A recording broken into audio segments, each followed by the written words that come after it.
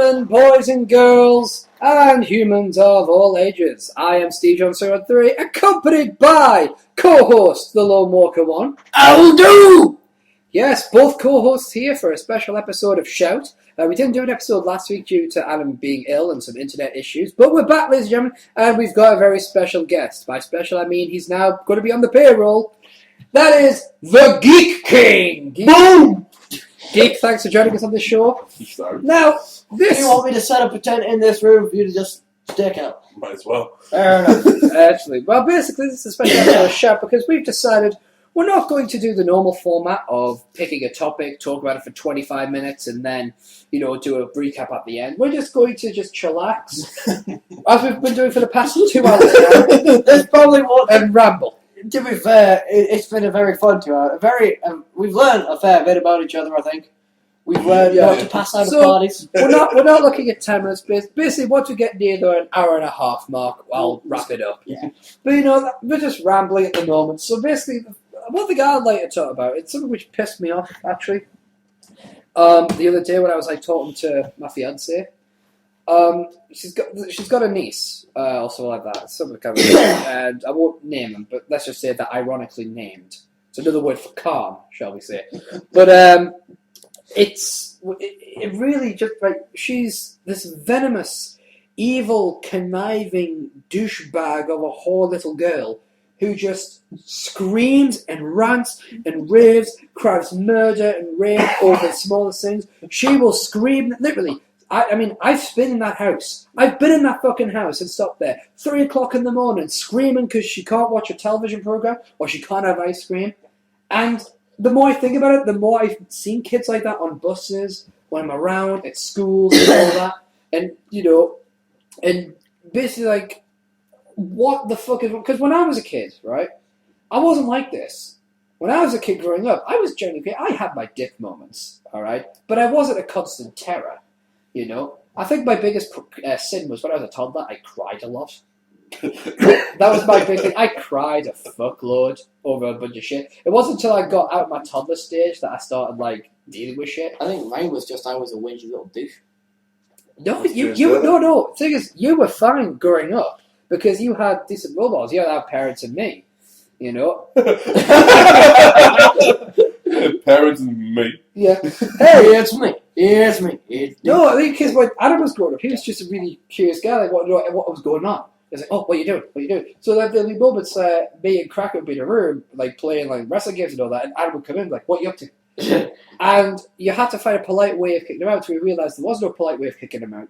So instead of just saying fuck off, we were just come and join him. Yeah. It's easier in the long run. Although I do remember on a fair few occasions they locked me in that room till I calmed down. Yeah. Yes, there was that. There were. See, Adam. Yes, that's when you're on a podcast. There's no visual. Imagine pointing behind me to the door. I tell you the funny thing about when you were growing up was when he got, because when I get angry, you've seen me angry, I tend to just rant and rave and sometimes hit myself. It's something that I developed from when I was a kid, just hitting myself in the head. The reason is because I don't want to hit anybody else, because quite frankly I could and I would and I want to. So I hit myself instead. But when Adam was angry growing up, it was fantastic because he just made a noise, which sounded like a goose being raped. It's just what, dude? What is wrong with you? I can still do it at will, but it hurts a son of a... It was brilliant. Just me and Cracker would be upstairs, and all you teams would downstairs. What? Should I try to recreate it? We'll go for it. Yeah, exactly. That was it. That's what I said when I was angry. It was great because... I was like, you knew about the mirror. Yeah, because on the one hand, you're thinking, we better calm this motherfucker down. And the thing is, me, I get really pissed off when other people get angry. And it's weird because it gets me angry, so then I get pissed off. But it's kind of a paradox of anger. Yeah, I don't like it when people are angry over stupid things, which is why I get really angry when I'm playing a game and I'm losing. I get angry. I then get angry at me being angry. So it's like angerception. I know. It's when you play a game, you didn't win a match, and you kicked off and went, chill. Everyone didn't get angry anymore. You go, dude, I'm getting angry at me. Yeah, because I was at your house, and I got really angry because my complaint was it was the controls. Yeah. I wasn't saying that controls were wrong. I was saying that the controls, they didn't tell me at what the controls did properly. Like, I'm like, hang on, where was that in the move list? And it isn't in the move list. So I'm like, fuck this game! It's not the... but mind you, These 6 times in a row. Yeah. Let's Yeah, bring he did. it up. Yeah. Let's just leave it where it is. Dead and buried. I don't mind that I lost. It's the manner in which I lost. There's a difference. I don't mind losing. Trust me. There are times like there's a lass on Facebook who I used to work with who kicks my ass at Words with Friends all the times, and there's another guy called Corey who I follow on Facebook who kicks my ass all the time at Words with Friends. So I mean, so you like to kick my ass instead. I believe you've beaten me I sometimes. believe you're kicking my ass as well. Well, here's the thing though. Like Corey, the difference in scores is always a minimum of 200. If I've got 100, he's got 300. You know what I mean? He will always beat me. And I never get pissed off by that because it's like, okay, he used logic. But when you're playing a game and the game lags, fuck you! I mean, there's logic to saying that and yet you don't get angry at games and stuff like that. Dude, you tweeted that you beat me by 91 points and singled me out. Not using my Facebook name, not using my Twitter name, not using my username, by using my Twitter name so it mentions me. Do you know why? It was the first time I ever won a game when the other person didn't resign. Oh, because you get the option of tweeting, but you don't get that option if the person resigns. See, that was cool. When I beat him by 9 points, I didn't do it. Children. But again, if you had, I would have just retweeted it. See, that's the thing. I don't mind losing when it's done by fair means. It's when it's done by bullshit means. It's like whereas there is one. Our co-host and Total Markdown. Yeah. Eric Van Gisby hates losing full stop. Oh god, that day where I kicked his ass. Oh yeah, I kicked his ass on a wrestling game. I kicked it bad because he ran out the ring like a little scared gal. So I jumped out, threw him back in the ring, pinned him. Oh, he hates losing full stop. It doesn't matter what game it is. Yeah. To a point where he's now taking Twitter as a competition. Yes. He must tweet. He must tweet. Yes. Hence why he goes to Twitter jail. Basically, he's been like, it's stated that Twitter, in Jismy's mind, everything's a championship. Yeah. And we do a podcast called Total Market, which is a wrestling podcast, and he's just the Twitter championship. And currently, technically speaking, I'm that champion because I'm nowhere near. Because I've got the most tweets and all that jazz, and he's determined to beat me. But the thing is, I call myself a Twitter champion once just to piss Jismy off, and apparently that was it. It was good. It was like Donkey Kong. It was good time. So I don't know, but I tell you what, go back to children, which get me back about like. I don't understand where this thing, because it's very easy to blame parents. Well, yeah. You know, and to be honest with you, in certain kids' cases, I can see that and go, yeah. But there are some kids who are just naturally fucking evil. Oh yeah. Just like... There was a thing on This Morning today that said that it's in your genes. There's a report now, a study that's gone in, and it's in your genes that whether you're tight or you're a bad person or you're a good person, it's all actually in your DNA makeup. Which is nature versus nurture. So there's truth in the idea of looking into someone's eyes and seeing prison. Yeah. Jesus. Supposedly. Especially if it's reflecting the bars. Yeah. No, there are a fair few people in my school that are just pure evil. They are the kind of people, like, I am not religious in any way, but I do want to crucify them, exorcise them, and just burn them at the stake. There's also an answer to a question that I hate children, and I think children should not be allowed to give this answer at any service, because adults tend not to use it as much, except for like the real deadbeats who, quite frankly, aren't worth the oxygen that they're breathing. When you ask them, why did you do something? I don't know. Oh, you fucking know. Like if somebody says to me, Stephen, why did you punch yourself in the head? I was angry, I didn't want to hit anybody else, but I needed a violent outlet for my emotion. Okay. Timmy, why did you break the vase? I don't know. You fucking know. No, I don't. Because you're an idiot and you tripped over something and headbutted it. And also kids have, in my opinion, have too much of an understanding of punishment. Because they're thinking, So, and this is a genuine story. A guy got a divorce from his wife. It was an amicable divorce as well. They just didn't feel that way about each other, wanted to move on, and the daughter would live between the parents. Yeah. Fair enough. The daughter wanted a place of her own, and she didn't want to get a job or anything like that. And she was like, go with the father, try to get some money. And Dad was like, well, you really got to try and work towards that yourself. Talk to your mother, see what she says, just. So she decided to accuse him of rape. Now, at this point in time, for one reason or another, it was a council or something like that, gave her own house. So she lived in all that, paid for it, all the jazz. Also, she got a lot of money and help with all that. And the father went to prison. There was very little evidence in the way of this, by the way. Yeah. So he got an appeal, obviously, and it turned out that he was completely innocent. Completely. But his life is forever tarnished. Oh, yeah. But the daughter still has the house and everything. Oh, yeah, she would. I don't know what she's doing now, because this story was from about maybe 3-5 years ago. But she'll have a couple more kids to claim. You see, there's a lot of kids who are like, who would say things like, well, if you do this, what I've heard myself, I've been witness to, where kids have said, if you don't do this, I'll tell people that you beat me up. Yeah. It's like, oh, really? Well, if you'd like, I can give you actual proof of it. I can give you some evidence. Yeah. No, it depends, because if I have a kid, I want him to, there's one thing I'd love him to call my bluff on, which is the daddy's leaving you now, like in the shop. If I have a kid, I want him to call my bluff and just go, oh, really? Do it.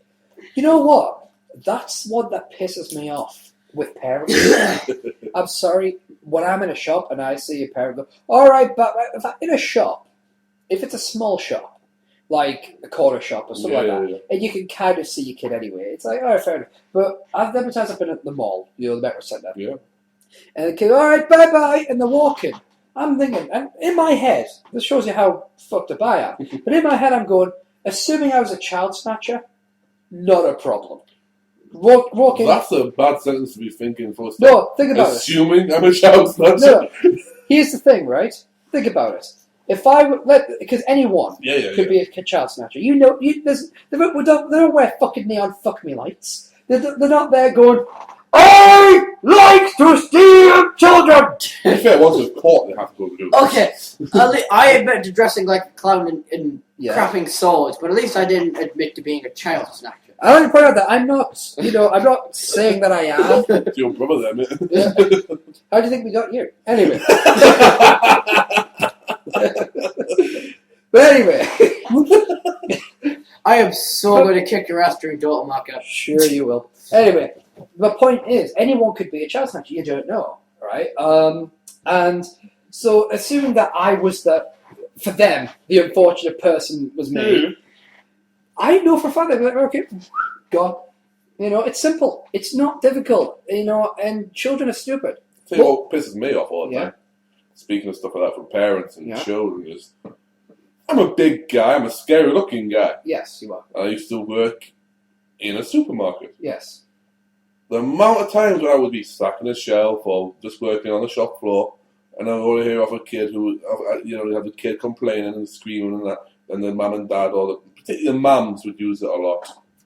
You don't shut up, that evil man will take you away. Oh, yeah. Oh, Dara O'Brien. And I'm sitting there looking, going, why the fuck would I want your whinging kid? Yeah. I don't want a little piece of crap. And I just looked at the kid once, the kid looked and went, and they looked at me gormless and went, and I just went, don't worry kid, I'm not taking you fucking anywhere.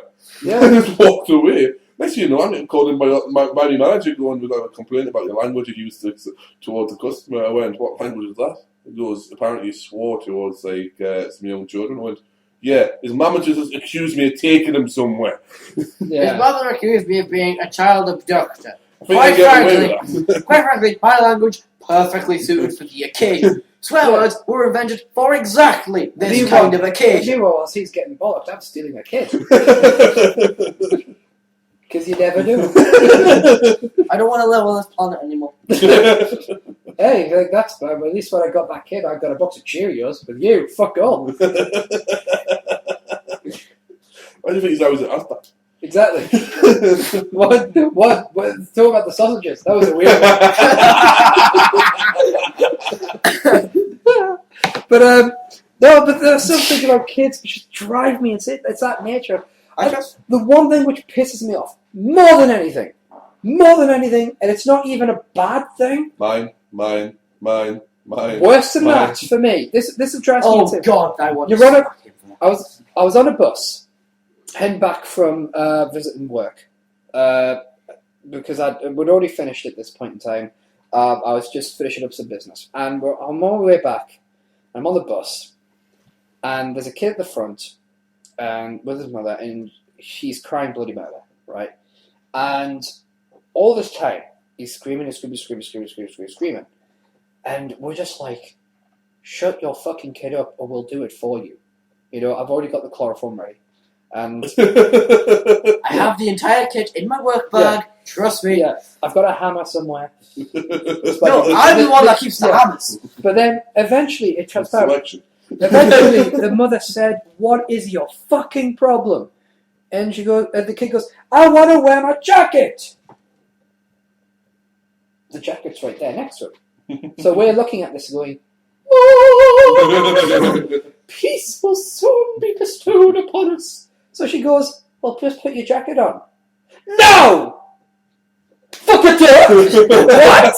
What? You're screaming because you want to wear your jacket. Your jacket is there. Put your jacket on. No? Then what did you want to happen? There are only two states of coke in existence: on or off. You cannot, even if it's half on, it's still on. You could argue it's half off, but that depends if you're an optimist or a pessimist. And quite frankly, without calling philosophy into question here. It's like, seriously, I'm going to fucking kill your kid. I'm going to kick it through the fucking window. I'm going to hang it with the sleeve of his jacket. Well, let's set it with all the other ones. I didn't kill all the other ones. I sold them on the So I said you're going to set it with all the other ones. Yeah. So yes. Anyway, how do you think I got the fucking... Can we move on from child molestation, please? Oh! I've never molested a child. We just sold them on the black market. We didn't do Exactly. Nothing. What happens afterwards ain't nothing to do with us. No, we just sell it on. Yeah. I'm glad that you're admitting that you are in this. I'm the business. I'm the money guy. In this room, apparently, I'm the only one You're that is. Mr. Black? Yeah. Of course. I've been paying him 10% commission all this time. I'd like to point out at this moment in time, I am the only one in the room that's not a child abductor. Well, you're an adult abductor. You steal adults. You're still a child. You sell. Basically, you kidnap adults and sell them to orphans. I somewhat fear for my safety right now. You should be. Please send help. So we can kidnap your children. Anyway. Or not, as the case may be. Yeah. You've got to imagine someone at home listening to this going, we need to send help. The poor boys. These aren't actually child abductions. No. Please don't follow them with a lynch mob. Yes, because I'm certain they'll find where I live. Wink, wink. Yeah. I'll post a link at the end. Adam, you can't click on our house. You can't. Google Earth! When you get letters, Adam, do you click on the envelope to go to the house it came from? If it's one of the animated ones on my keyboard. I need to go to the bank. Pass me that letter they sent us. Click on the envelope. Zoom. Oh my god, it works! I so want that to happen in the future. That's in my life so much easier.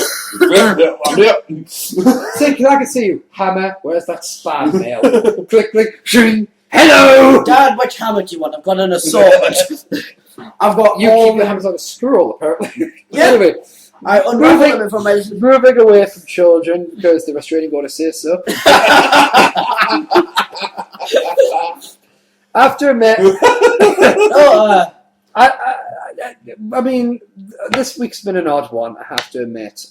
Just with all the crazy stuff that's going on right now with the news. I think something which really caught my eye yesterday.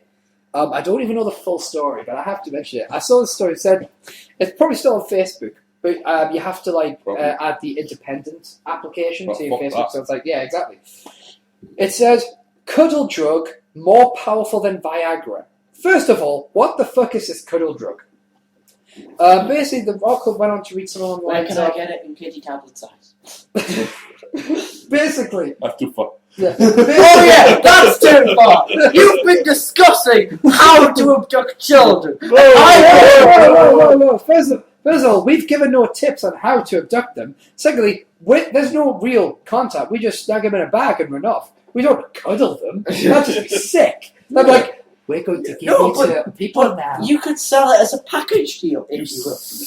Pioneer should get a black guy free. You What? sick freak. Exactly. Anyway, Hey, don't you bucket No, people. what was it? It said a drug which is known to many women as a cuddle drug could actually prove to be more powerful than Viagra. So all I can assume is that there's a drug which apparently isn't supposed to be as effective as Viagra. So is this what like a bloke does? He thinks the Viagra, and then his missus is going, "Here, take this one afterwards, quickly now." Maybe it's like supposed to be like some kind of like lesser powerful Viagra. Like it just gets them kind of like energetic, but not that energetic. Maybe it's a bit like magic robes in Skyrim. You get novice, apprentice.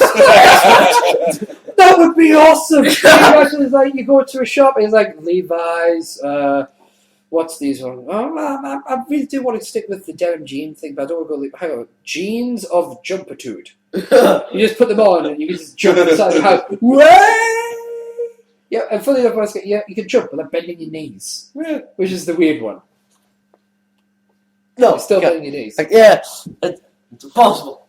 You realise that right now there are like at least 2/3 of our audience trying to jump without bending their knees. Harry Potter Disney will be one. And I sincerely hoping that these people have like downloaded an audio file and like listen to this on a bus or something. I can't do it. Do you know what I hope? It should hopefully go soon.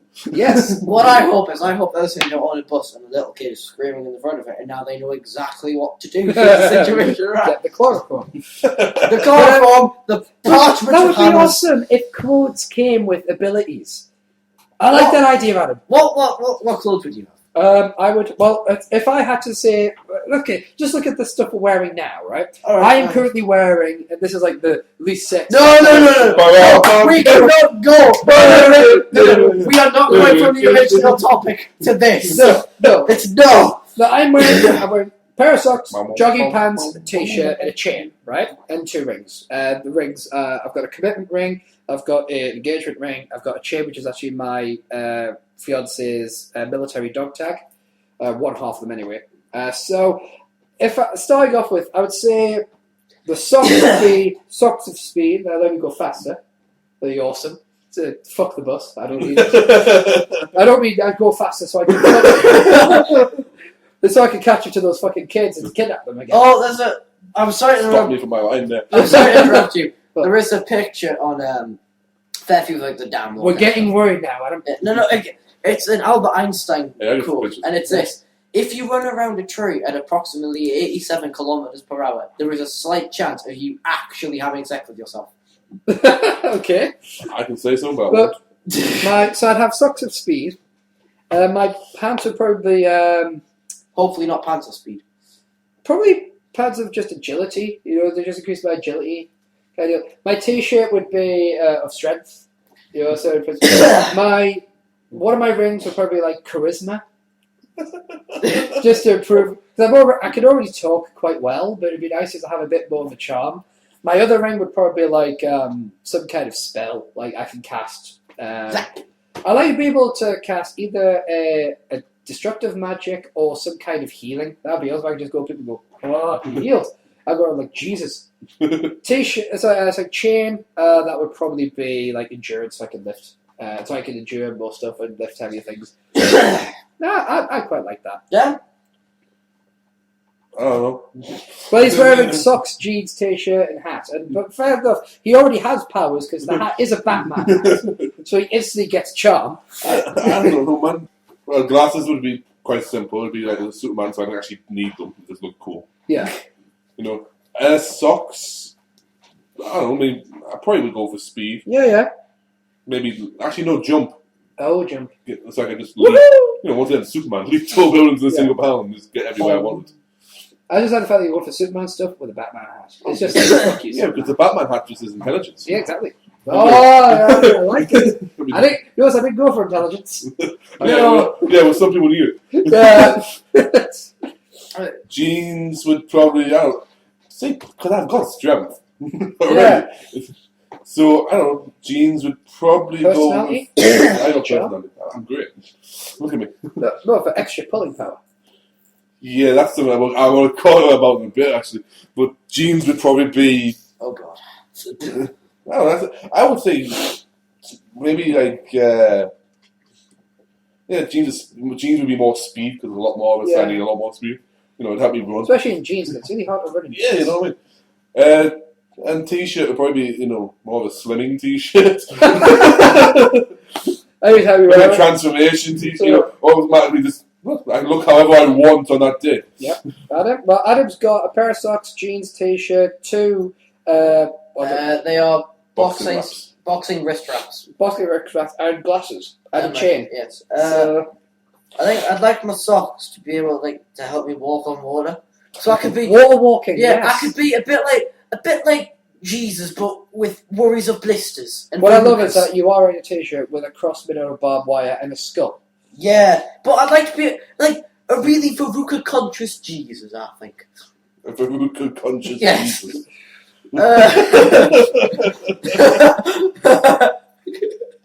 Oh, God. Okay. Jeans, I'd like to be able to fly. So I'd have jeans of flight. Oh, right, of course. Well, if you wanted to go down that route. The shirt, I'd like to be able to project fire. No, with these, I'd probably like to be able to just turn invisible. No. Flight and invisibility. Wait. Invisibility is Correction. I would actually prefer to be able to turn into smoke and just appear in different places. That's not an option. You mean teleportation? No, not teleportation, you fool. You see, how is what he just said? Two completely separate things. I'd like to have just become smoke and then appear and disappear as I want. Well, the thing about smoke is you still have a weakness, and that is, vents and shit like air vents and all that basic. Oh yeah, let's discuss physics. What with your socks and speed? Anyway, your wraps. Yeah, I'd like to be able to throw fire like a mother. You can have that because it is an Elder Scrolls. Actually, yeah, either fire or lightning, one of the two. You've got two, I'm assuming. Yeah. Oh, fire and lightning! Yeah. The ring... No, just the chain.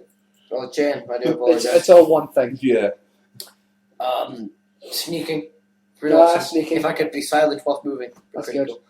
And the glasses, I'd like... And no...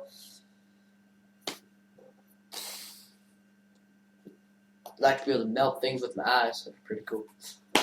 At what point Elder Scrolls can you melt things with your eye? When Superman invades and starts kicking ass and taking names. Oh, right. See, you've taken this completely logical scenario and turned it into fantasy. Oh, I'm sorry. But he gets intelligence for a Batman hat. Whoa! Yeah, because that's how it works in Elder Scrolls. Batman.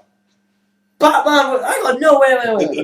In Elder There is Scrolls, no such thing as a hat of intelligence in Elder Scrolls. you can't know because you haven't got the option for wearing hats in Elder Scrolls, but you can get things which improve your intelligence in Elder Scrolls.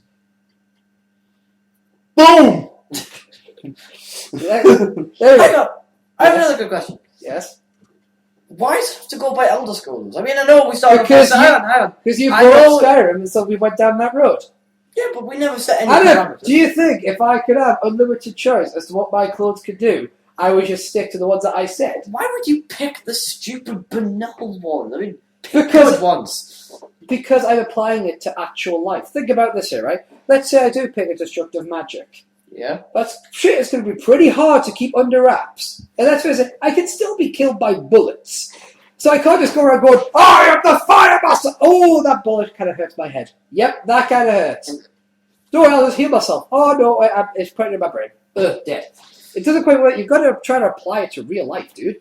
You got to We think. don't. We are discussing situations where you two are child abductors. We have discussed previously on different shows situations where I am able to crap swords. We are now discussing situations where clothes are magic. In what situation is logic and reality applied? Because You it's can shift known. thoughts. No, I can't. It's referred to, Adam, as hypothetical. The idea is you try to bring some level of logic to a non-existent Why are we situation. bringing logic into the show? Because you can't just go on the show and go, "Hoop-a-doop-a-doop, clouds of cheese." Ah! You've got to have some semblance of order to it. That's why you've only had 2 shows and he's had about 7. No, that's because... Sorry, Adam. Sorry. Yeah. No, it's... Oh, don't get prissy. I don't need to talk to the hand because I'm pissed. Yeah, I remember John Barrowman. I think you were about to go to a new topic. Yeah, my topic is It was roundabout pulling. Yeah. Because I was listening to Cole Cabana's Art of Wrestling podcast. Yeah. Where he discusses with Pac from Newcastle, the man who Gravity Forgot, about how Pac has this fear of failure. Yeah. And Cole's reply is, you're scared of failure. Women you terrify me. Yeah. And I'm sitting there going, shit, I'm not the only person in the world then. I love women, but they scare the shit out of me. Oh, The idea of having to go to talk to one and it'll eventually lead you somewhere is a situation where I will walk towards a lass, and in the, say, 30 seconds it takes me to walk, well, it used to be 30 seconds, 2 minutes with a breather in between, it takes me to walk towards a lass. I will be having what used to be 100 scenarios, now 10,000, going through all the ways of her going no, and me ending up with me balls in my throat. Well, you got to get by somehow. With that kind of fear, it gets us all. But I think it's the kind of thing of walking up and just going, if it does fail, I'm going to text my friends, and I know they're going to make fun of me. But you know it's worth it. Like, for example, in situations where you are walking around, and you do have to go to a lass, and the only words that come into your mind are bongos. Trust me. Hang on, how am I like the least pullable person? I can't pull people around. How am I the one that isn't scared of talking to lasses? Because I'm engaged now, obviously, right? But the only reason that I was scared to tell my lass about how I felt about her, and I had to be drunk to do so, but because I knew how serious it was. But there were lasses who I thought, it might be worth trying to see if it goes anywhere. I like her a lot. Who I've just got up and said, and they've said no before, and I was like, all right, cool. I didn't sweat it. In fact, one of my exes was one that asked me out first, and I said no. And when they asked, and here's the thing is, when she asked why, I said, because you don't know me well enough yet. Because she had met me that week, and I was like, you don't know me well enough yet. Because I knew in the back of my head, if you think that I'm just as you see me now, oh boy, are you missing a whole world of what the fuck? So, a few months down the road, I asked her out. She said no. Fair enough, I dealt with it as any man did, crying, drinking a lot, and all that jazz. But eventually, I just eventually dealt with it. Just like, hey, do you want to go out? I asked a few people out, and if they said no, they said no. If they said yes, I was like, great, awesome, try it out. Wouldn't work out because obviously I wasn't the person I was clicking with. Obviously, I'm an excellent now, so I found the one that I click with. But I never really had a problem with just saying, yeah, do you want to go out? I think it comes down to how do you really feel about the person. If you're really, really, really, really, really nervous, the only time I've felt like that was with my fiance. That was like when I was like, and I had to be drunk, as I said, but she had to be drunk as well. So fuck that noise, not just me. And it also goes from experience. I mean, hell, I know I've had some horror stories in the past. I'm pretty sure not as many as you do because you've been alive longer. But I've had some horror stories in the past. Oh yeah, and it's that kind of thing of thinking. I don't know if mine will be numbers, but there'll be quality there. There'll be quality there. Thinking back to what's happened in the past, it's kind of you sitting there going, "Well, what's changed?" And it's that kind of fear. No, that's similar to me. And it suddenly dawned on me that I'm a 22-year-old man, and he's a 50-year-old lad. Yeah. And I'm sitting going, wow, I have the same situation.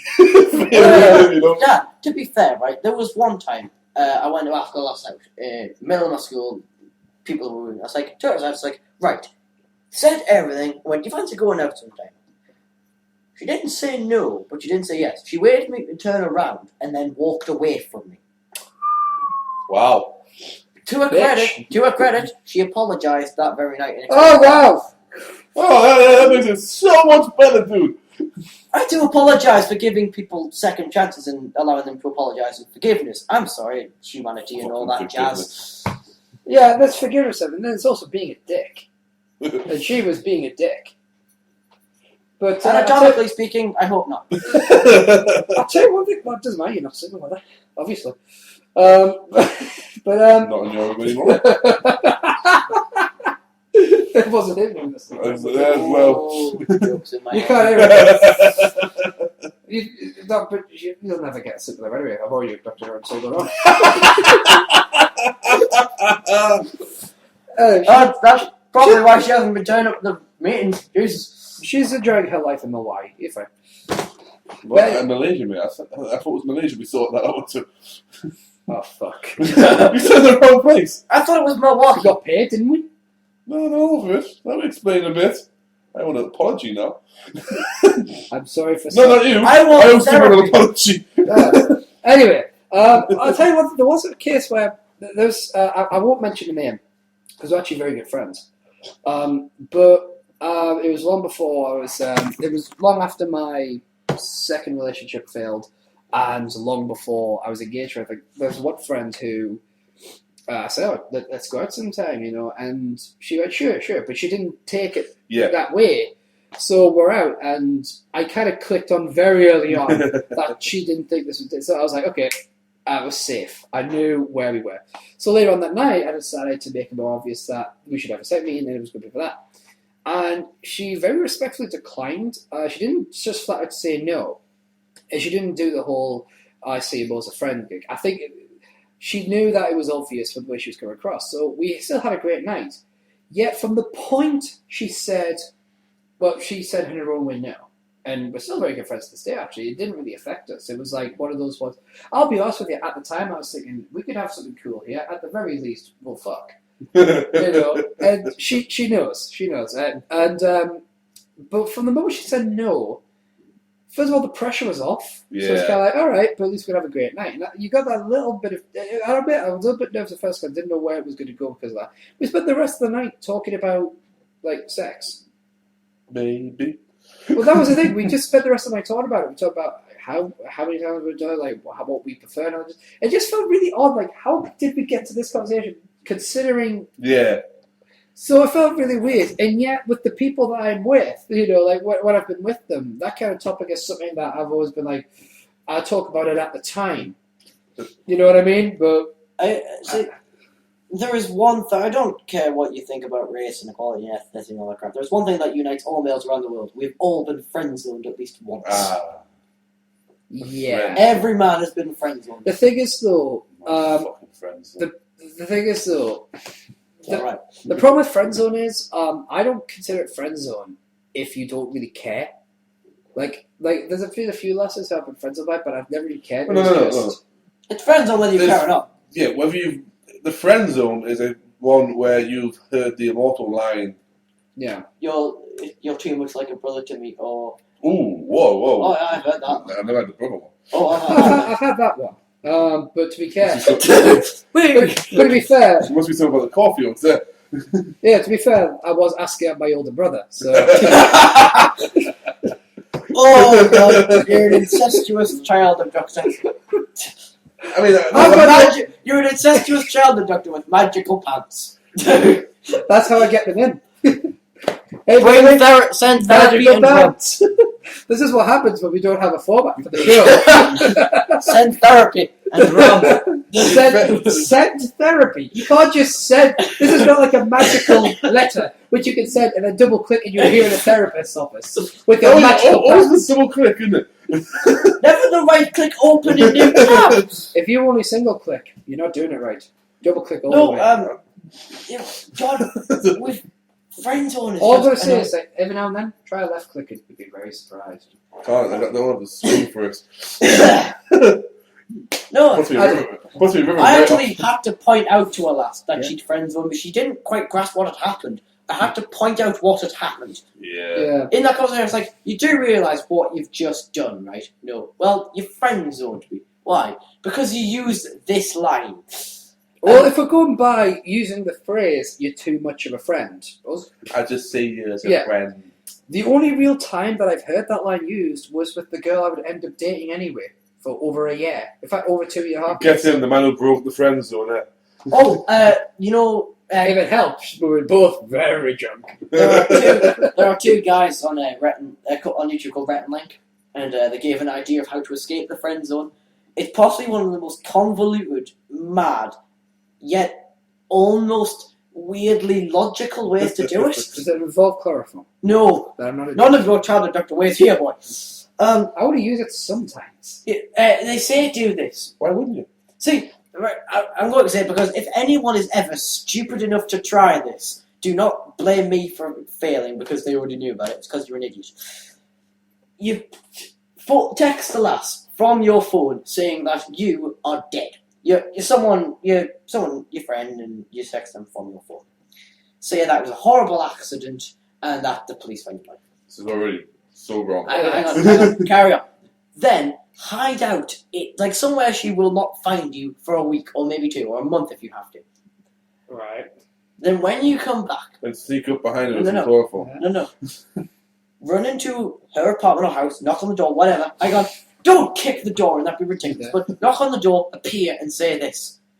It's incredible. I was in hospital. A thief stole my ID and knocked me out. And there was a horrible accident and they found my ID and they thought it was him. But no, I'm here. And this is crucial. You came back because you cared about her. That is how you escape the friend zone. That is how you get locked up with fraud. That's how it was about. No, I found the way to escape the friend zone is by genuinely being a nice guy and explaining that you don't want to be in the friend zone anymore. Nice guy. No. How you escape the friend zone? First of all, I suggest Cabernet Sauvignon,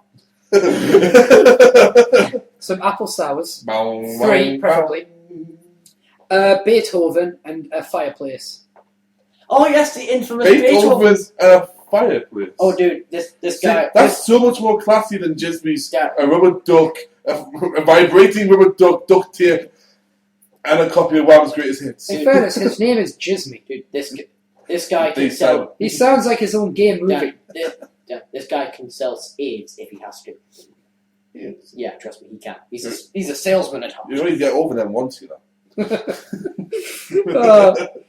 It was really bad because Africa said, "Oh yes, we're going to get AIDS." That's not what we meant. I feel bad for that one. I don't feel bad for anything I've said so far. Now I feel bad. So child abduction, that's fine. That's fine. AIDS, that's the line you cannot cross. You should never cross AIDS. Oh no! Stay the fuck away from AIDS. Yeah. Let's move on to something that won't get me. No, that's this topic. It's going so well for us. I would continue not so much the AIDS topic or anything used to. No one wants to continue AIDS. The problem is you can't stop it. You can't prevent it. The continuation of your discussion of AIDS and child molestation. Hey, whoa! I've never once molested a child. I may have sold them on to black market. And the continuation of chloroform. How else are you supposed to stop them from crying? I should probably stress at this point, well, you can hear me. They are genuinely not child abductors. I think they worked that out. I don't think there's anyone listening going, you know what, I think they might actually be abducting children. Hey, especially since this is going on the internet and we do it ourselves. Yeah, he can't work out how to turn a fucking audio recording into a podcast. But oh yeah, he can abduct children. That sounds like the weirdest graduation book ever. He can't figure out how to do this, but he can abduct children.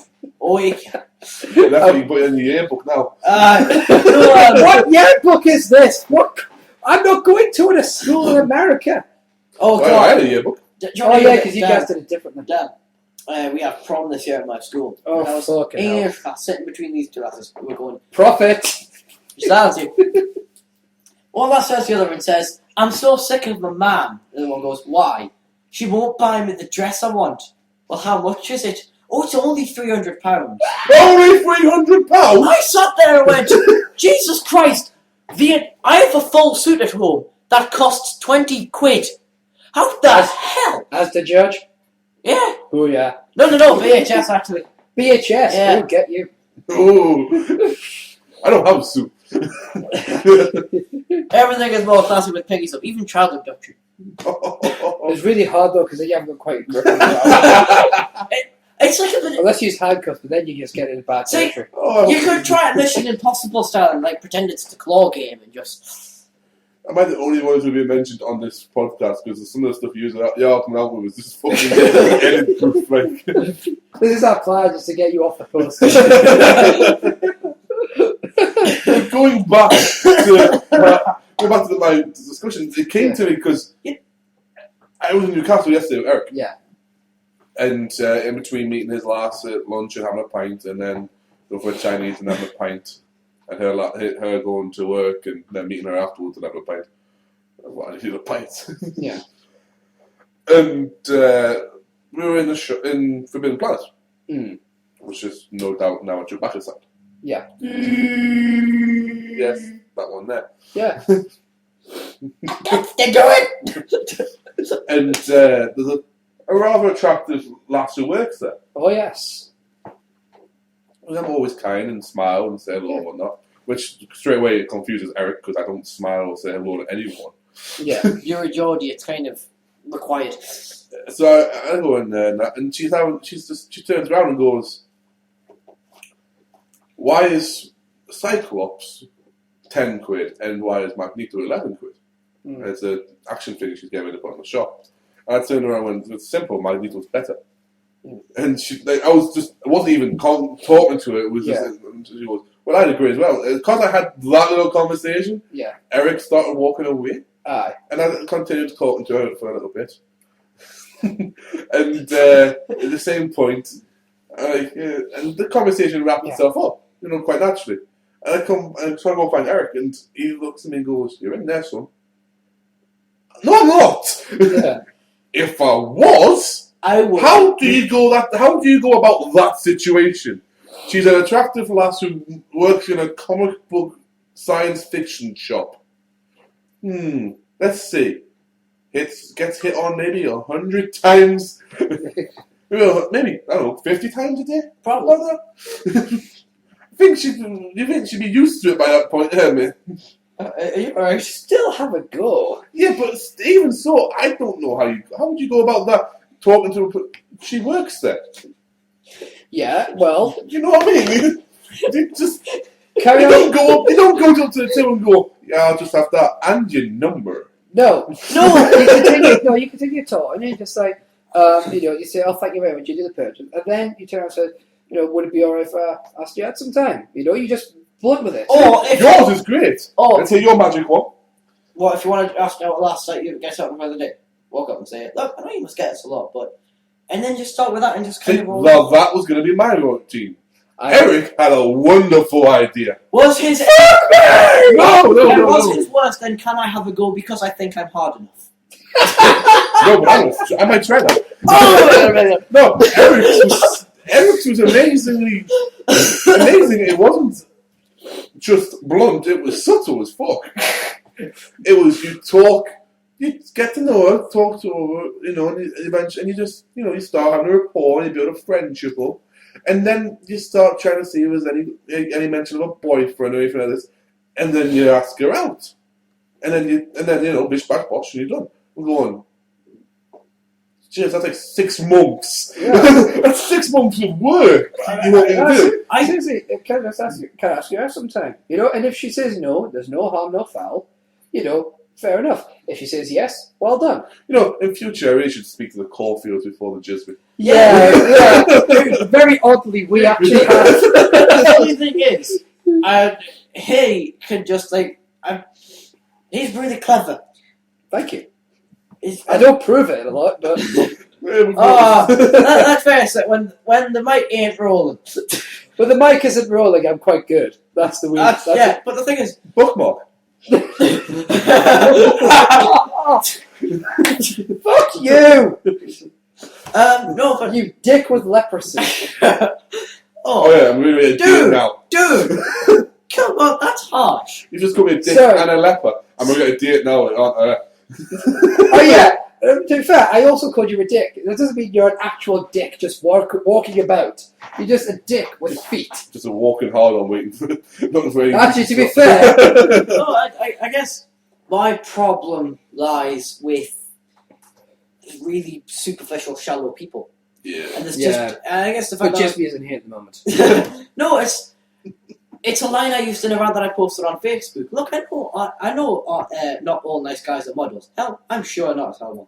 But we are the people that actually, listen to you, try to make you happy, chill with you, deal with your douchebag boyfriends when they're getting out of line. It's like And we only Copperfield now and again. just every now and again. And if you go out with us, we promise we won't abduct your children. Don't see that as a threat. We can't do it to your friends. Yeah. We can't promise nothing there, but... No, but honestly, I mean, the thing with me is I remember with my ex, she dated a few people who were friends with me or related to me, and a lot of the time I was the guy that was like, they were coming to, be like, oh my God, they did this. And I'm like, well, in fairness, I did warn you. Yeah. And I'm not saying that I'm necessarily Casanova, but I know what it's like to be the guy who watches the only relationship, and then suddenly the lass goes, well, this one's been... I've actually managed to... See, that's the difference with the friend zone. A lot of guys just abandon all hope once they've had their friend zone. With me, I just kept going. Then eventually we got to that legendary moment, which guys don't think will happen, which is, wow, this one's been with me all the time. I'll try him. Oh, there was that. It was more Was there Beethoven fire Cabernet Sauvignon? Oh, there was Cabernet Sauvignon, Beethoven, in a fireplace. I like the fact I was actually in a restaurant in Barrett, and we were doing a case study on how the business is developed. Yeah. And they were talking about the wine list, and I went, do you stock any Cabernet Sauvignon? And we got into a discussion about it. The thing is, you say that really quickly.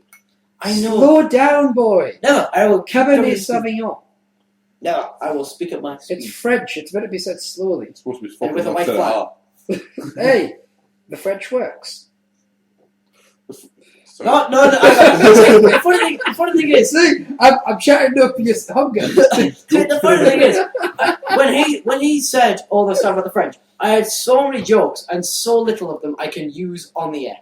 Oh yeah, because after we've talked about adopting children, all jokes are off the table. Oh, you write them down also. Oh, do you want to hear a joke? This is bad, but it's one I told the dinner table. How do you control the calorie intake of an Ethiopian? You don't.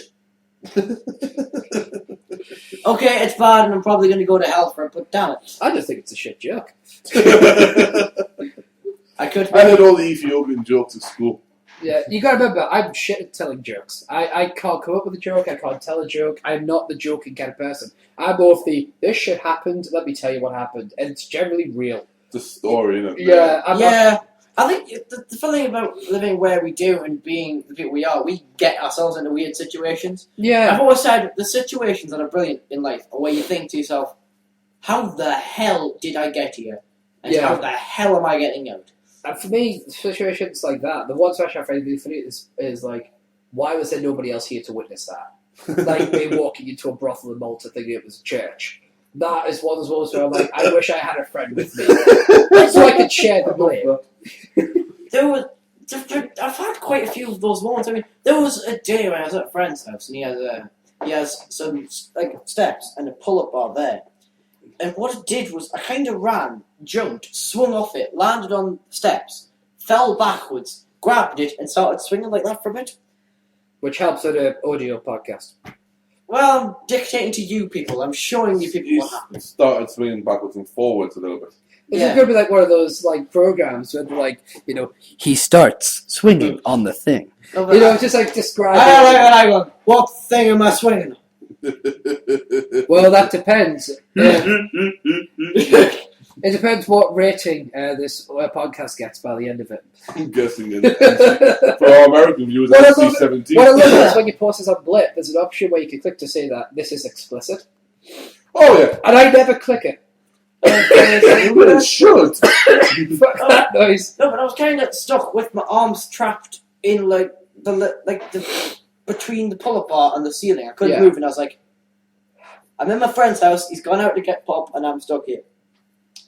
Well, save a child-abduction. 99 bottles of beer on the wall, 98 bottles of beer. Here, take one out. And I generally did it until they came out. It's like, Duggan, what? I'm stuck to your ceiling, mate. You pass it around. Yeah. Take one down, you pass it around. Oh, a bit like it. Another good one. You pass the beer around. Another good one. I know, that's weird. Dan, I was in Barcelona looking out my window about 3 in the morning. You pass the beer around again. No, I saw this last stand on the corner of the street, and I was like, oh, she looks nice. Yeah. She was dressed to go. I was like, oh, she looks nice. And then I kind of had a weird thing in my head where I was like discussing with myself lasses that I liked in the past occasion. Yeah, as you do. And then the thing was, I'm like, oh, well, anyway, she looks nice. And the guy walked up to her, handed her an envelope, took her by the hand, and walked into it in a shady alley, and I was like, oh, right. That was a prostitute. Hence the good-looking lass on the corner. Yeah. The funny thing was, and then the guy walked back later, drunk, pretending to walk an invisible dog, and then fell in a pool. Explain this to me. We've all walked in a invisible dog. I haven't. I love You haven't lived. I have run away from the Invisible Joker. Spanish. It was actually when I was in a relationship with the ex. I was having trouble sleeping, and somebody said, "Oh, take these things," and they're just called calms. You can get them in England, and they're like a herbal thing to help you sleep. The problem is, it did something with my brain. The chemicals not be messed with. Yep. Which isn't a surprising sentence after all the child abduction jokes. But for some reason, as I was walking up this bank, I swore to God that the Joker was following me. I was trying to get me. So a bunch of people watching this really fat guy running up a bank. I go, "Ah, it's like, what the fuck's he running away from? Well, maybe all you can hear is, "Oh no, I got these scars." Oh no, it's the Mark Hamill one. So I think it was, "Oh, Steve, you never have any fun." There was a brilliant thing. that's where you're going. I can't say who it was. There's a kid in my school. No, we'll chew you. Yeah. Okay, I'd rather do because that's what anything I have to do. Fair enough, I'll just not say it. Oh, chewy it yourself. Yeah, so my friend was expelled from school for a couple of days, right? Lazy fuck. Laziness and chewy. He was excluded for a week. Do you know why? He lit a bong in the middle of the school field and then was confused as to how he got caught. He lit a bong in the middle of the school. Yeah. Fucking idiots. Well, Everyone knows to go to the toilet to do that when he shit. came back, we asked him what he was thinking. He went, "It seemed like a good idea at the time." And I was like, that is the nail in the coffin there. and I was like, It's a good idea at the time. and I was like, had you previously used it before coming up with? Yeah. I'll tell you Of course he had. moving on. Moving on from drugs, child I'll abduction. tell you something which just bugged me recently. I have bouts of paranoia. I have it a long time, and they've ranged from different subjects. There was times where I would come home and I would swear I was going to find family dead or something, and I have issues, obviously, right? Recently, I've become obsessed with the concept of dying. Like, it's like at some point, it's like not like I'm going to die instantly, but this idea of fuck, someday I'm going to die. Fuck. This is going Shit. down a very bad road. What's going to happen? And I found myself getting really, really worried, right? And I was. There's a new one. No, but here's the thing, right? I was getting really, really concerned. Like, what happens if there's nothing after life? Oh God, what happens if I, die tomorrow? Oh my God, will my life be? Will it hurt? Will it be painful? Will I be scared? And I was just like panicking. And when I start like getting in my paranoid freak zone, it is bad. It's like my fiance can tell you, it's a nightmare to deal with. Yeah, I found myself completely removed of all of these fears. And my paranoia have put it one side by one thing. There's been one thing which has been able to make me just take all my problems, including my stresses, like yesterday and all that, and just out the window. Beer. Can I have two guesses? You have two guesses. The fact that Christopher Hitchens was strong enough to do it, No. and the word yiggits. No. So Boom! no. Whose line is it anyway? For some reason, Colin Mockery and Ryan Stiles just makes me laugh my ass so much. I don't care if I die.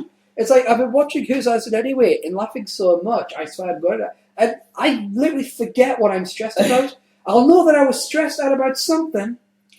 Well, that's the good thing about entertaining TV. Yeah. It's designed for that purpose, to take you away from your problem. Which is what really pisses me off about TV, is that why is it, the exception of, say, Comedy Central and the Sky Movies or Movie Channels or anything like that the majority of things that are on, especially terrestrial TV, designed to make you miserable. Coronation Street, Emmerdale, all the soaps, Hollyoaks, It's because people have an innate need to be annoyed at humanity. And then the dramas they put on at on ITV, where it's a rape trilogy. I don't want to know. No. I don't want to watch a rape trilogy. It's a murder mystery. That's fine, but you don't need to make it ultimate. Why can't they have a cheery guy do it, like Columbo? Why can't the guy be cheery? He's just one more thing. Yeah.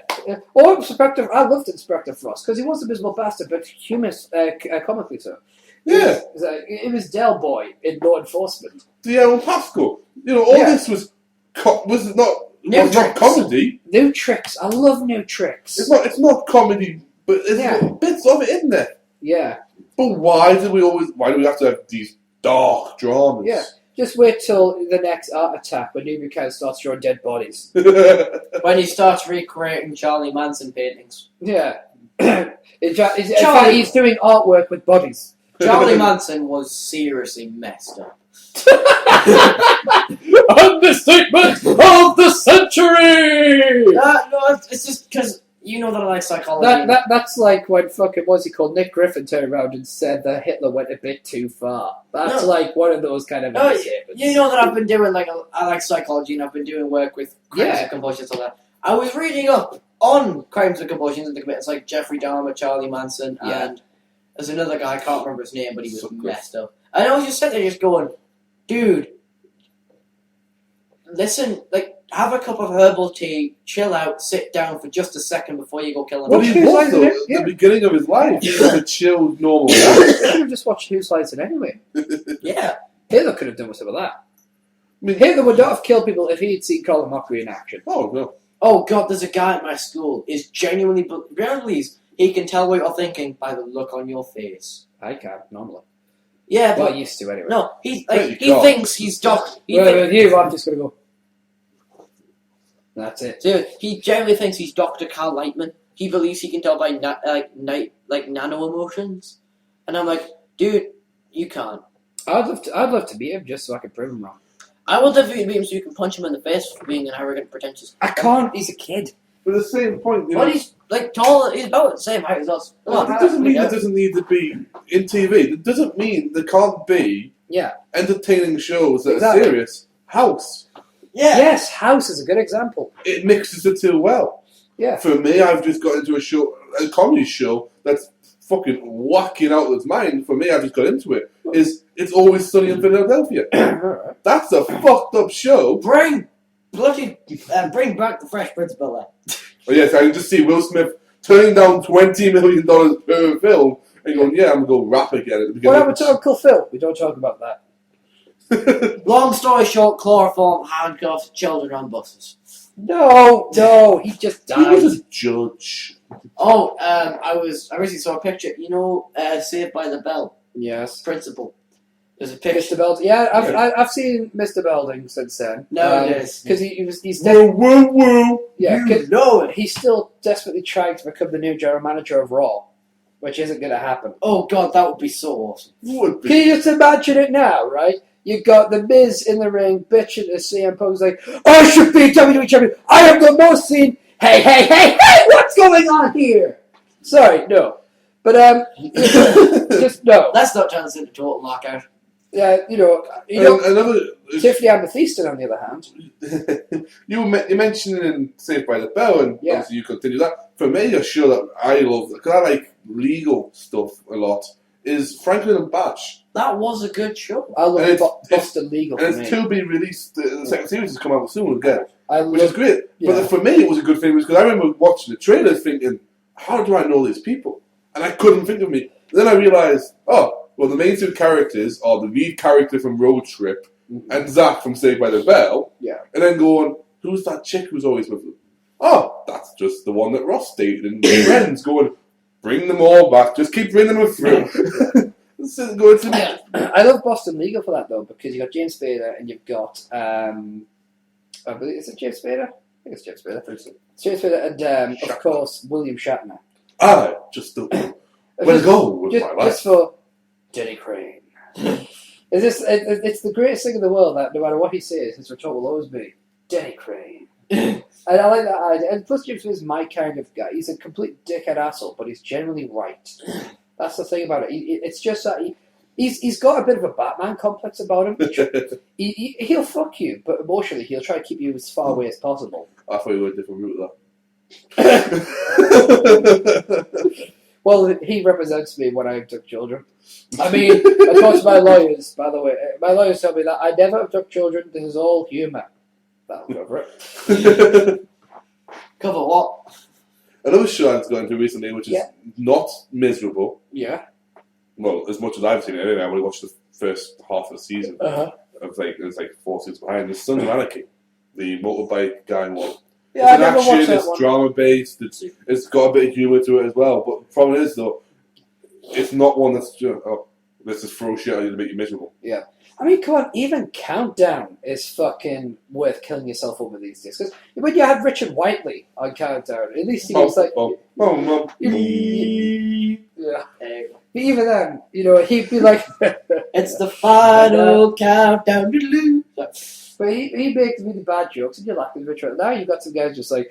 Right now, To be fair, it was alright when Des Nyland took over for a little bit. Yeah. And it was alright when Jeff Stelling did it. But I don't know who the fuck the guy is now. You just feel like Ross Noble on there, just to like... Oh, God. To be fair, though, the crowd that they get in, and they should get in anyway, is, 80s and guys who have You know what life. would jazz up Countdown? Prizes worth fucking fighting for. I want one It's of like, those you win a dictionary. I've got a dictionary at home, dickhead. Give me money. Joe, Topless Dictionary Corner. What I love is the utter sincerity of your face. You were pitching this. You were pitching this. It's not the only thing Topless. you're pitching. Dude, here's what we do. Topless dictionary corner. Word perfect. But, No, I That would get you a young crowd in. pretty much the only two things I ever watch on TV nowadays, other than Raw, are How I Met Your Mother and Big Bang Theory. Oh, I can't be fucked with either of those two shows. I love them. I think they're both crap. Good for you. I know. But you've got no sense of humour and you suck. They're my shows. Don't talk shit about my shows. What do you think? They're my stories. What do you think about your shows? This is my own show, but I'm, the one editing it. So we might just beat all that out. They're my No, it shows. won't. No, you're right. I won't. This is fucking gold. My co-owners, man. They're my I can say stories. too. Hey! We're rubbish! Anyway. But yeah. Actually, well, CDs just fell out of a cupboard. That's why we went, hey. Indeed. We're But British, we're very disappointed. all this brings me very nicely to something good. So it's a bit of a serious topic. Talk about comedy in itself, right? Oh. I gotta shut the fucking faces! I will throw a boulder's child at you. No, you won't. No, you We'll won't. have to go catch him first, and quite frankly. Anyway. Obviously, I've made a lot of jokes about abducting children. I've even made an Asian and black man joke. I don't know if anyone heard it when I made it. I've made... You're hoping no one did. Feel free to go, it wasn't really offensive, really. But Well, I've really made funny. I've made jokes. You didn't hear it, so how would you know? Fuck you. I did hear it. Well, you just said you didn't, so fuck you. No, I didn't. I said it. Anyway, the point is, we've made a lot of jokes. Yeah, there are certain things. I've been wondering this because I was thinking about the guys like Frankie Boyle, who I can't stand, Jim Davidson, who I can't stand. There's a lot of times they make jokes about certain things which people all about and say, oh, you can't make a joke about that. It leads to an interesting question. Is there a line you can't cross when it comes to comedy? Comedy is subjective. Well, I think that's a bullshit answer. No. Because- Let me finish my answer. Well, you cut me off first, so Well, no, you asked the question. Well, no, because I started speaking and then he started speaking as well. Because you paused. I assumed, bearing in mind you asked a question, then paused, that eventually that was time to come in with an answer. So, here's the thing, right? The problem I have with this idea of comedy subjective is... That you didn't get the full side of the argument? Just What I love is that I'm editing out a lot of what's been said already so far, like generally because of interruption. So people are going to look at you and go, I don't understand what the hell you're talking about. Don't worry, we'll fill them in. But my problem with the argument of, oh, it's all subjective, comes down to the idea of, do I think it's ever funny? Let's say you're someone close to your dad, say a granddad or something, right? And you liked your granddad. Yeah. Is it ever okay for me to make a joke about your granddad dying? Now, some people say, well, it's subjective. Some people will find it funny, some people won't. But it's like, yeah, but is it morally right for me to make a joke about his granddad just dying? So it's a bit of an odd one. Another one, is it ever okay for me to joke about, say, 9/11? Now, I've made jokes about 9/11, but so far my jokes have been shit and unoffensive. Like, there was... You mean an example? Yeah, to explain how Do you want me to shit... chew with this? No, this is really because it's not offensive. It's a shit joke which came out at the time. A lot of people were saying it. There's a guy that's just survived the 9/11 attacks, right? And he immediately runs to a shop. he goes to the shop. He's like, Jesus Christ, I'm hungry as fuck. We horse race and all that. Can I have a pack of crisps? She goes, sure. What flavour would you like? He goes, plain. Simple joke. It's not offensive. It's a wordplay joke, right? Yeah, fair enough. The jokes I've heard about 9/11, one name comes to mind: Guilford Godfrey. Do you sweet mother God? Yeah, I'll go for Milan. God, that man. He made really offensive jokes about 9/11, and I've heard some really bad. The least offensive joke, if that makes sense. Yeah. The least offensive I've ever heard was from Jimmy Carr, who said, "Do you ever get I feel sorry for the people in the second tower because they must have been looking, going, well, that's a bit of a shit. Unlucky." And then 3 minutes later, oh, for fuck's sake. Yeah. Now, I can see the humour in that joke, but at the same time, there's a lot of people like, well, you can't make jokes about that. Can you? I think Jimmy Carr's the best example because because he treads the line very well. Yeah. Adam. Yeah, the thing about whether a joke is... But at the same time... Swear to God, boy. Swear to God. Man. You'll kick my ass, but I'll try. It's not like going to Superman saying, I'll steal your nose. He's like, go ahead, I'll laser your face off. No, but the thing about whether it's ever morally okay to make a joke is it ever morally okay to stop a person from saying what's on their mind? No, they're two separate things. I also think that the audience that you're with is a great one, is a big one as well. Susan Boyle is my example of this as well. Susan Boyle, Frankie Boyle made a joke about her or something like that, a rather horrible joke, talking about how she was ugly and all that. And I was thinking, there's a lot of people who thought it was fucking hilarious. And I was just wondering, that is incredibly mean-spirited. I mean, what's Susan Boyle done to you? You know what I mean? Like, there are some celebrities who fucking bring it on themselves. Like you got a celebrity that's been caught fucking somebody else, and or even worse, fucking someone that legally they shouldn't be fucking. They're all open, as far as I'm concerned. But when you got someone like Susan Boyle, all she did was have a fucking breakdown, and then you're making jokes about how fucking ugly she is. It's kind of like, isn't that a bit like?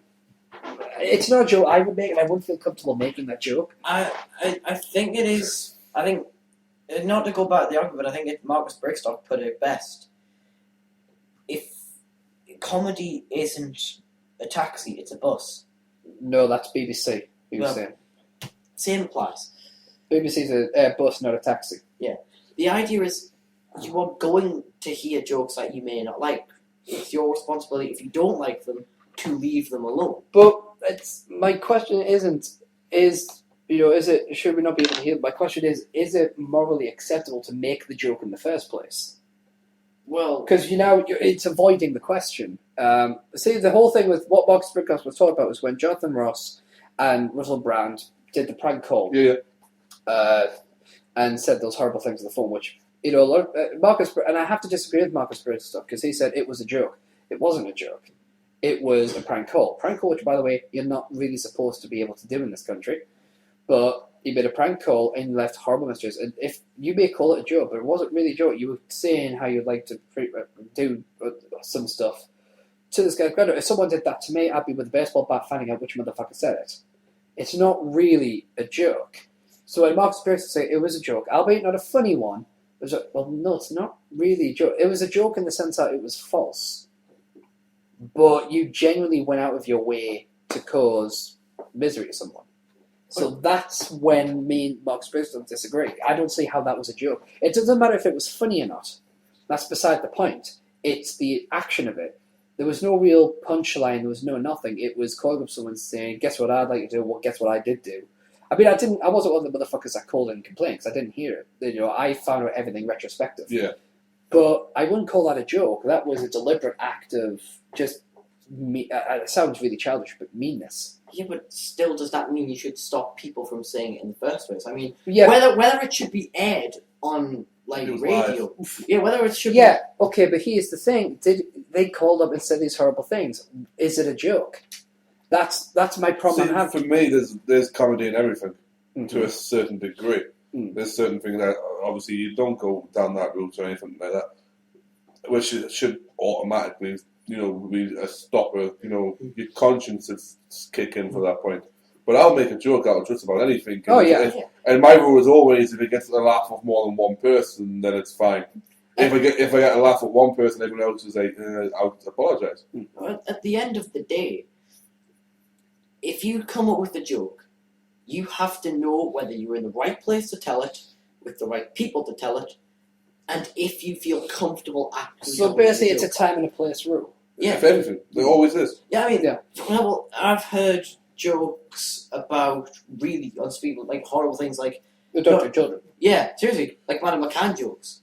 Madam McCain. Yeah, it's now personally there are a few of them I've heard where I have gone, you can't say that, but in any other context, it would have been funny. I suppose for me, the general rule kind of comes down for me personally.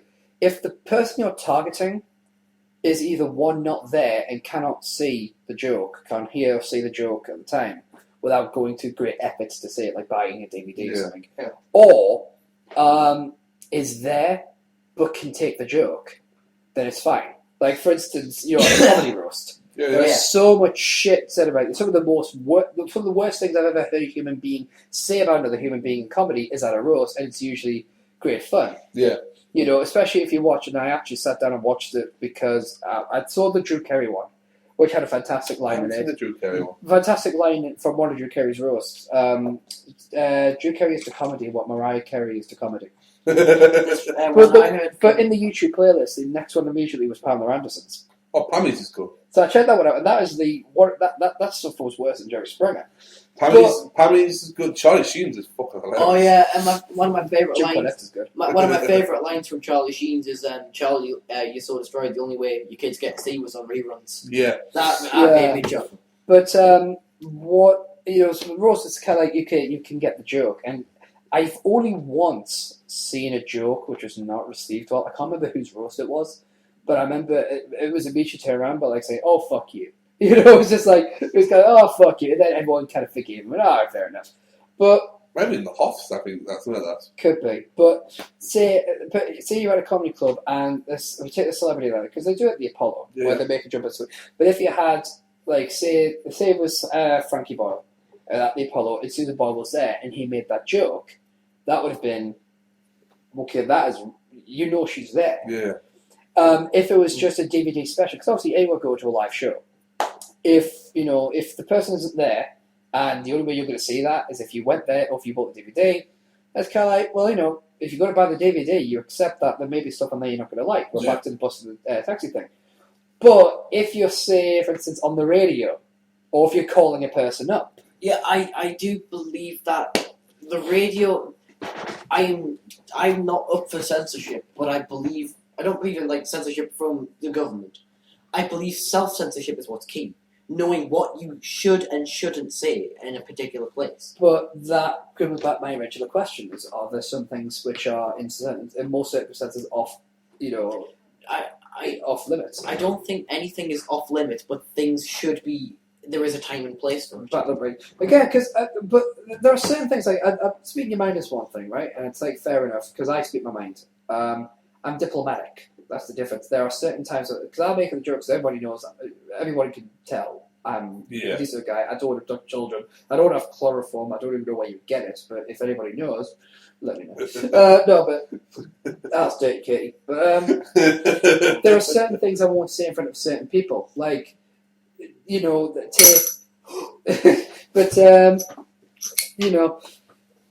decide if somebody came up to me and says, "You'll never guess what I did yesterday." What? Oh, well, I prank called someone and I told them about what I'd like to do with the granddaughter, and I'd be like, "Why is that funny?" And then if somebody said, "You know what I'd like to do? What, I'd like to call this person up and do that," I'd be like, "Why is that funny?"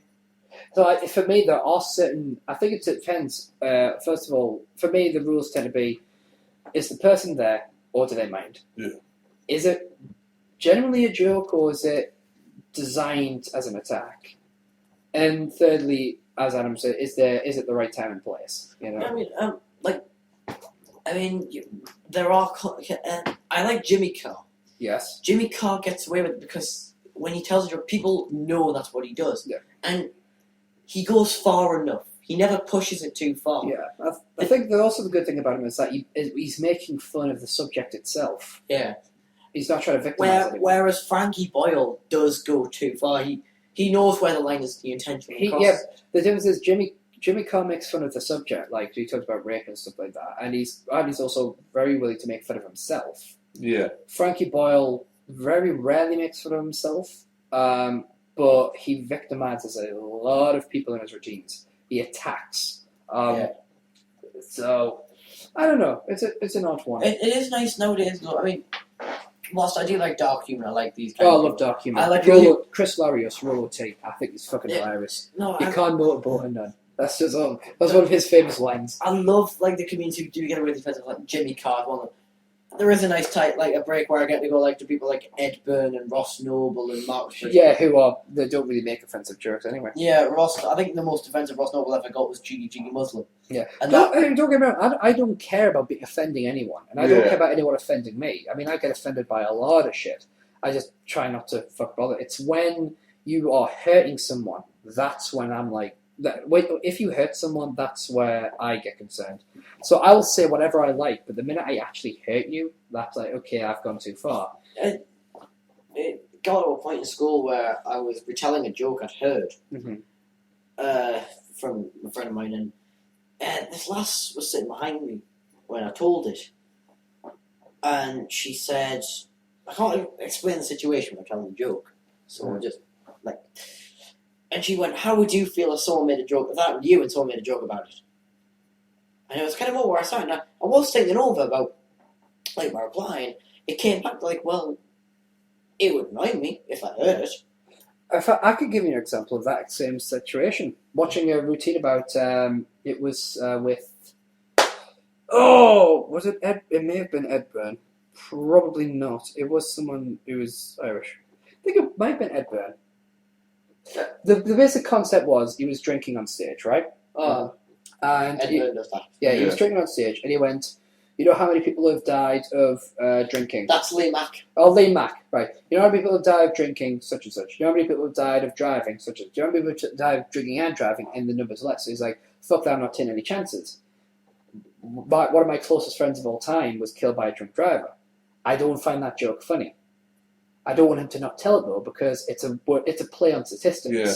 You know, and it is, for all intents and purposes, a funny joke. I don't find it funny because of my own personal experience, but I've got no problem him telling that joke. Well, that's the problem with that we've been seeing the whole thing though. Yeah. It's know your audience. Yeah.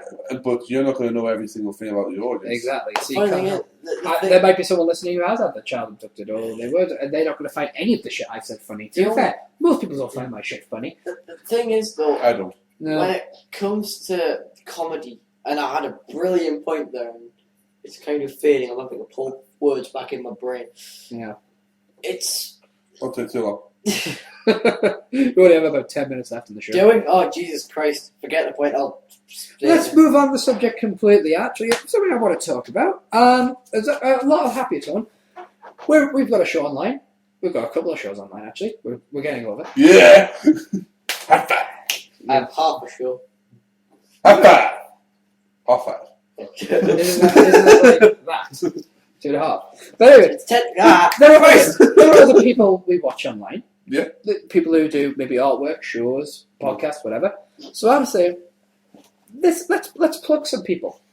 Let's plug maybe the writers, you know, maybe just books you've read or something. Let's plug shit. You know, we plug our shit all the time. It's time to plug other people's shit. We're still going to plug our shit though, right? Oh, we're still going to plug our shit. Good. But still, I want to start off with someone who I think everyone should follow. If you're a big fan of Whose Line Is It Anyway, you should check out... I'm sorry, just to pause you for a minute. Yeah. He's just said he tripped over gravity. Everyone always forgets the fourth one. That's... Anyway, if you're a fan of Who... Most people do 3, you know. But anyway, that's what I meant.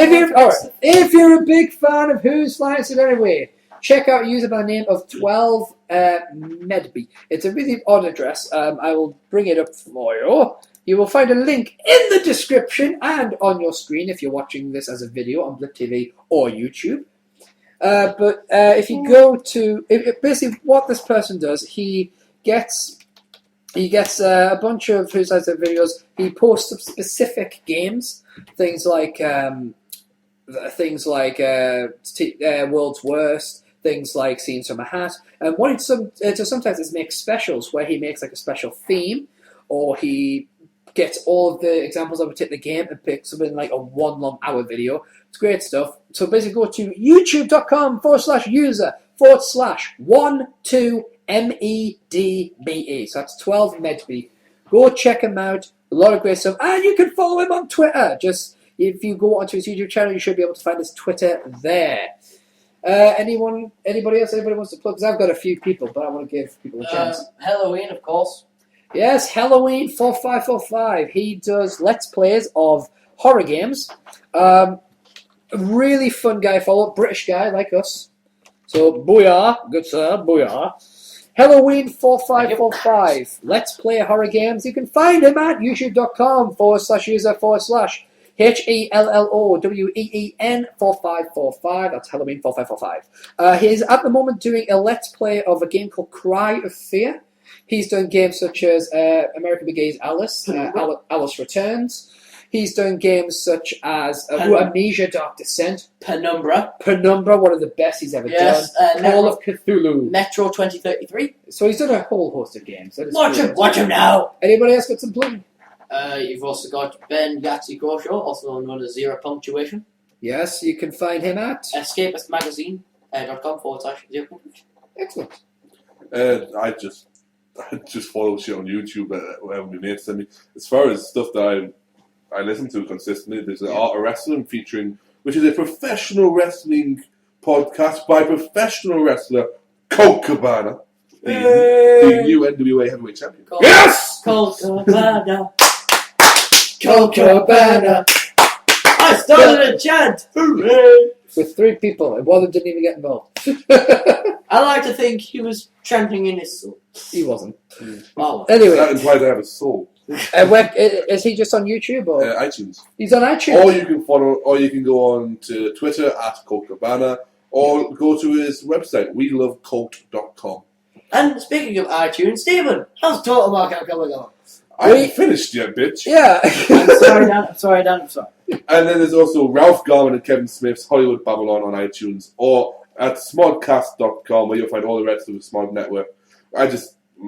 They rip into Hollywood every week, and it's just funny as fuck.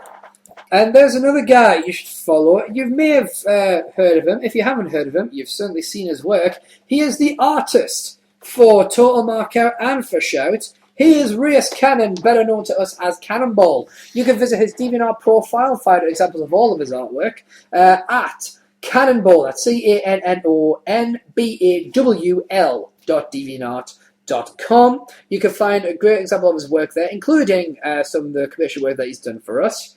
Great guy, definitely worth the visit. And also there's a whole host of people you could follow on Twitter. We could be on all day with the people you can follow on Twitter. Goddamn Batman.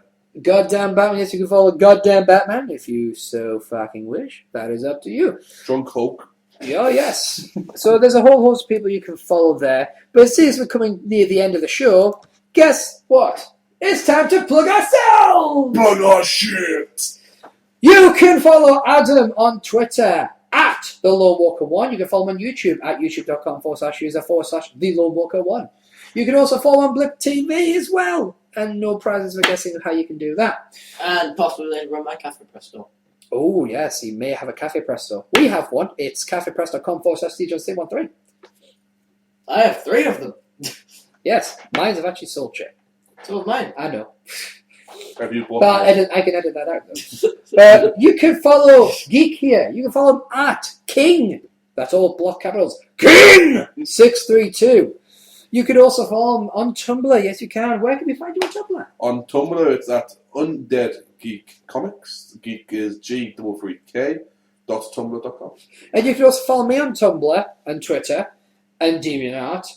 And you can pretty much find all those at SteveJones313. So I think you can work out the rest. Username is SteveJones313. You can follow me on WordPress, SteveJones313.wordpress.com. But you can follow me on YouTube. Because if you're watching this on Blip, then come check out my YouTube stuff at youtube.com/user/The Wandering Angel. And if you're watching this on YouTube, then check out my Blip TV account at blip.tv/The Wandering Angel. And the official Shut the Show channel. And of course, it would not be a plugging fest if we did not plug the silent D that is Eric Von Gismy. Follow him at Twitter at Eric Von Gismy. That is ErikVanDgismie. Follow him on Twitter, he'll love it. And check out Shout every week, posted on Saturday at any point during the day, because we record this on a Thursday. I edit it and post it sometime on Saturday when I feel like it, because it's awesome. But you can follow Total Markout every 2 weeks, because it's a fortnightly wrestling podcast. We're still on the youtube.com/Wandering Angel channel, but we have our own Blip TV account. And it's at blip.tv/Total Markout. And remember, guys, on Twitter, we have a hashtag. Obviously, it's hashtag Total Markout. That's capital T, capital M, capital O. Be sure to use it. We want it trending worldwide. Why? Well, we're bored. Because The Rock said so. Yes. And that's the bottom line, because Stone Cold said so. So that is all from us, ladies and gentlemen. Next week, we'll be back with Shout, which I think Adam will be hosting. I will be hosting Total Markout, along with co-host Geek here, along with co-host Gismy. And we can't really make the joke if he gets here, because last week he was in England for just an hour and he did not decide to get rest. He did not go to bed. No, he came straight to the studio to record. And by studio, I mean my house. But yes, that is all from us. This has been the Lone Walker 1, Adam Caulfield. This has been Geek, the king of all London geeks. And this has been Steve John 713, the producer. And we're all off now to abduct some children and sell them to the black market. And donuts. So, ladies and gentlemen, thank you very much. Good night.